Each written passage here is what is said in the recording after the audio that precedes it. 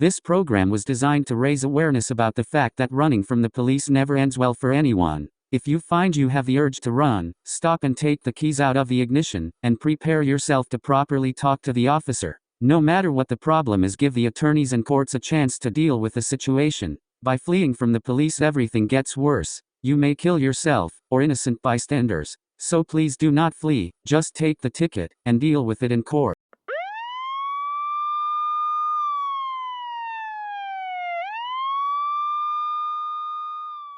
Hi, we're back again, and I'm here with retired State Trooper Bronze Gavin. He's was a trooper for a long time, and we're going to ask him a bit about people that run away from the police. And Trooper, what's the most memorable police chase you've seen? I've been involved in my career of 31 years with the Michigan State Police. I've been involved in several chases, so it's somewhat hard to recall one chase because anytime you get into a chase, you have to follow the procedure of, number one, notifying dispatch. You have to explain to them why you're chasing the car. You have to explain to them the speed conditions, how many cars are on the road, and then the supervisor will get involved, and then they will make a decision. But also it's on the officer or trooper or deputy to make the decision, is it safe to proceed with that pursuit? What occurs on a traffic stop when a car, when the police officer is behind the car and the driver starts to drive away before being released to go? Many things go through your mind when you're on a traffic stop and you have to think quickly because you still have to follow policy and procedure of being a police officer. If you have the identity of the subject that you have stopped, that weighs in, do you pursue the defendant for leaving the scene? So there's many factors you have to determine before you begin a pursuit. How dangerous is a police chase for the driver who's driving away from who's trying to flee the police? How dangerous is that for them? It is extremely dangerous. Many things could happen. The subject driving, they could injure themselves, they could injure other people involved in the pursuit. It's just been my experience that the person that end up hurt is an innocent person doing nothing, going about their business, and they're injured because one person made a bad decision. How severe do these impacts become, and how severe do the people usually get hurt when they're fleeing police and they crash into something or someone else? It can be life-changing injuries all the way to death. It also affects the officer that begin the pursuit of the defendant because he has to or she has to think about, did I do the right thing, trying to bring this person into custody. What if? Why did this happen? I've seen many circumstances where one trooper had a mental breakdown after pursuit where a father and a daughter was killed. He had a hard time dealing with that. So it really affects all parties involved. It affects the officer, it affects the defendant, and it affects the other people because it could be life-changing for them and their family members as well. Mm-hmm. So if a driver starts to flee the police, is it too late for them simply to stop and surrender? It is never too late to cooperate with the police. You have to understand there's a reason why that red and blue light came on in the beginning. Just cooperate, ask questions. We know now everybody likes to videotape and record, but also the police is also videotaping and recording. And you have to understand that they have a supervisor or a sergeant if you're unsatisfied. But you cannot have court out on the road or the street. Court, when you will come to court, you will, a judge, your attorney, the prosecutor, the justice system will come together and discuss what happened out there on the freeway. And the people who stop or are arrested from running from the police, if they stop and they won't be subjected to physical harm or mistreatment, will they? No, they will not. Because just as well as the subject or the defendant is accountable to the law, the officer, deputy, or trooper is also held accountable, and he's also or she also is held to a higher standard because they're trying to enforce the law. So they will not come to any harm or mistreatment because, number one, there's an incident that happened, a violation occurred in the law, that officer, deputy, or trooper is investigating it, and it will go to court. And if the defendant is not satisfied, I've always tell people, go into the police station. You can view the tape. What message would you provide to people who think about fleeing police when they're getting pulled over? Always cooperate. Do not take matters into your own hand. We live in a society of laws and rules, and if you follow them, everything will be okay. You just can't all of a sudden take the law into your own hands because it could affect someone else, and it could have life-changing events for them. And most traffic stops are somewhat like, they can be even viewed by someone who's doing something wrong as sort of almost like a business transaction, right? They provide their license, they provide their identity, they simply go through it, and even if they have something illegal in the car, it's somewhat of a simple process, isn't it? A lot of times they're out the same afternoon, even if they're arrested for something. That is correct. You can look at a traffic stop as business. There's nothing personal involved. A lot of people like to say, well, I was stopped because of my race, because of the type of car I drive, but there's nothing personal. That officer is just doing his or her job, and if the break or verbal warning is warranted, that's what you receive. But you have to look at the totality of the circumstances. Is the subject been drinking? Is there something illegal in the car? And most officers will explain theirself why they're doing this, or what's the type of procedure they have to perform, and then they'll tell you their decision. Right, and every officer has a supervisor and rules and codes and procedures that they follow when they do these things, right?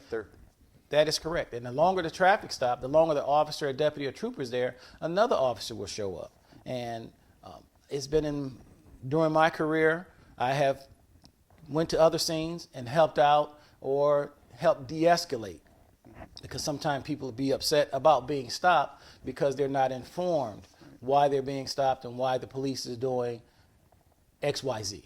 And some people, they flee the police because subjectively they think that because they have an expired license, or because they have a ticket, or some kind of, or even if it's a stolen vehicle or a unregistered pistol in the car, they usually simply get probation, don't they? That is correct. I mean, they simply, the system, a lot of times people are fleeing for no valid rational reason at all, but even for irrational subjective opinion. And I would agree with that. Generally, it's been my experience, people run, the highest one is no driver's license, the other one is they have a warrant, and then the last one is that because they've been drinking. But the ones I've been involved in where they've been drinking, that pursuit did not last long because the potential for a crash when you've been drinking is higher. And normally when somebody's pulled over and they simply choose to flee the police over maybe even something silly, over perhaps drugs in the car or perhaps having a warrant, and they choose not to stop, all the other police officers from everywhere else have to stop whatever they're doing and go chase the person, because they have to presume that that person is a very dangerous person. Is that right? That is correct. Before you go through the checklist, why are you pursuing the person? Dispatch have to run the car to make sure the car is not stolen, or that car has not been involved in what we've referred to as a BOL, be on the lookout, not involved in any type of robbery. A lot of things happen to find out why that person is running in a short period of time, but the best thing to do is always to cooperate. What happens to the after effect to officers when perhaps they get injured, or another officer gets injured, or even when a third party gets injured? It's very difficult for the officer, because that officer, he goes through stress. It affects him or her, because they think about, what if? Why did I do this? Did I do the right thing? Why did this happen? Because at the end of the day, we're all are human. And we should treat everybody with the same respect, and just cooperate and go with the investigation. And then that officer will tell you, or trooper or deputy will tell you what will happen. But always running from the police, that is never a good idea. What should a driver do or not do when they're pulled over by an officer? The driver should stop immediately, follow the law. Once the officer, deputy, or trooper turns on their emergency equipment, the law requires you to yield for his emergency vehicle. Once you stop, no furtive movements. Don't be moving all around the car, going into your glove box. I've always heard people say, well, I know you're going to ask for my driver's license. But when that officer, deputy, or trooper is sitting in his car and he see you moving around, all going up under the seat, going towards the glove box, they automatically, the police have to assume the worst and then work their way forward. They can't say, oh, maybe he's getting his driver's license. Well, why he's up under the seat? Maybe he's getting his registration. Please keep your hands on the steering wheel. If it's at night, turn on your interior lights to your car. And also, if you have passengers, tell the passenger that you'll be the one that will talk to the officer or deputy or trooper. And don't move and just comply. Okay. So a driver should just stay calm and wait for the officer's instructions for them to get their license, and maybe even say, I'm going to, whenever you're ready,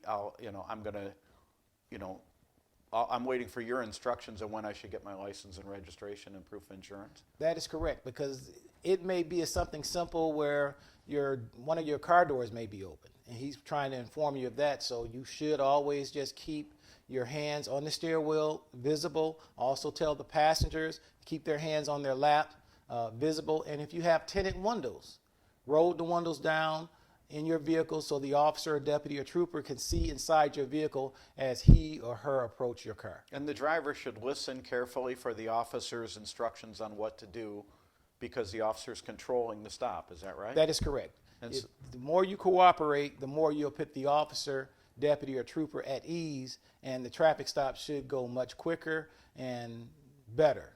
Okay. And is it okay to interact with the officer? Hey, my license is in my wallet. Yes, I'm waiting that is for correct. your instruction for me to get it. Yes.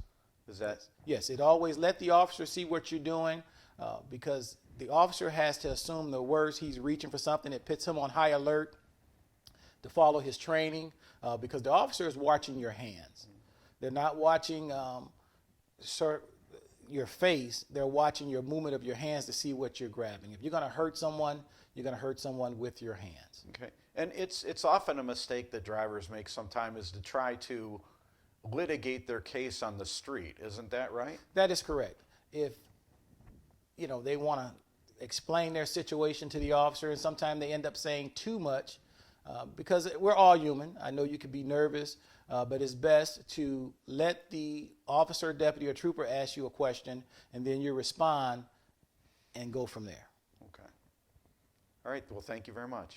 You're more than welcome, sir. This program was designed to raise awareness about the fact that running from the police never ends well for anyone. If you find you have the urge to run, stop and take the keys out of the ignition, and prepare yourself to properly talk to the officer. No matter what the problem is, give the attorneys and courts a chance to deal with the situation. By fleeing from the police, everything gets worse. You may kill yourself, or innocent bystanders. So please do not flee, just take the ticket, and deal with it in court.